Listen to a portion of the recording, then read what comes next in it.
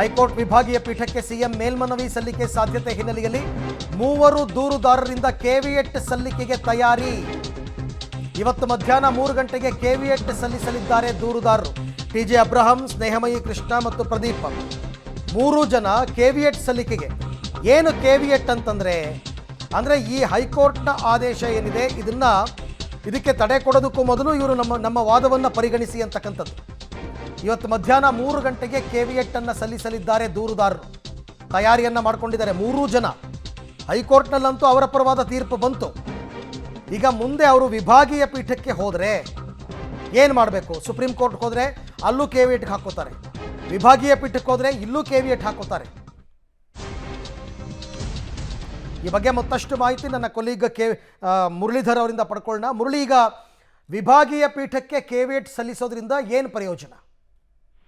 ಅರವಿಂದ್, ಏನಂದ್ರೆ ಈಗಾಗಲೇ ಏಕಸದಸ್ಯ ಪೀಠ ಕೊಟ್ಟಿರುವಂತ ಆದೇಶ ಏನಿತ್ತು, ಆದೇಶವನ್ನ ಪ್ರಶ್ನೆ ಮಾಡಿ ಮೇಲ್ಮನವಿಯನ್ನ ಸಿಎಂ ಸಿದ್ದರಾಮಯ್ಯ ಅವರು ಹಾಕೋದಕ್ಕೆ ಎಲ್ಲಾ ರೀತಿಯ ತಯಾರಿಯನ್ನು ಕೂಡ ಮಾಡ್ಕೊಂಡಿರುವಂತದ್ದು. ಯಾಕಂದ್ರೆ ಅಭಿಷೇಕ್ ಮನು ಸಿಂಘ್ವಿ ಅವರು ಇವತ್ತು ಹೇಳಿದ್ರು, ನಿಮ್ಮ ಆದೇಶವನ್ನ ಡಿಫಾಲ್ಟ್ ಅನ್ನ ಮಾಡಿ, ಅಂದ್ರೆ ತಡೆ ಹಿಡಿದಿರಿ, ನಾವು ಮೇಲ್ಮನವಿಯನ್ನ ಸಲ್ಲಿಕೆ ಮಾಡಿ ಅದು ಇತ್ಯರ್ಥ ಆಗೋ ತನಕ ಅನ್ನೋದ್ರ ಬಗ್ಗೆನೂ ಕೂಡ ಮನವಿಯನ್ನ ಮಾಡ್ಕೊಂಡ್ರು. ಆದ್ರೆ ಏಕಸದಸ್ಯ ಪೀಠ ಅದಕ್ಕೆ ಏನೋ ನಕಾರವನ್ನ ಮಾಡ್ತು.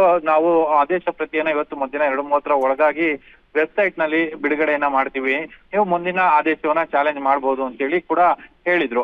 ಆ ಹಿನ್ನೆಲೆಯಲ್ಲಿ ಮೇಲ್ಮನವಿ ಸಲ್ಲಿಸುವಂತದ್ದು ಬಹುತೇಕ ಕ್ಲಿಯರೆನ್ಸ್ ಸಿಕ್ಕಿದೆ, ಬಹುತೇಕ ಖಚಿತವಾಗಿರುವಂತದ್ದು.